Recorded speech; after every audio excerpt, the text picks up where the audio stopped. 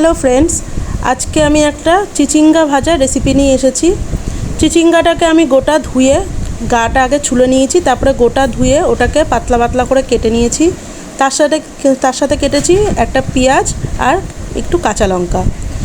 ওটাকে ফার্স্টে আমি কড়াইতে জল দিইনি, জাস্ট নুন দিয়ে একটু ভাপিয়ে নিয়েছি, তাতেই অনেকটা জল বেরিয়েছে।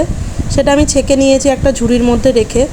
তারপরে ওই একটা কড়াই গরম করে ওর মধ্যে একটু তেল দিয়ে কালো জিরা শুকনো লঙ্কা ফোড়ন দিয়েছি, দিয়ে পেঁয়াজটা দিয়ে দিয়েছি।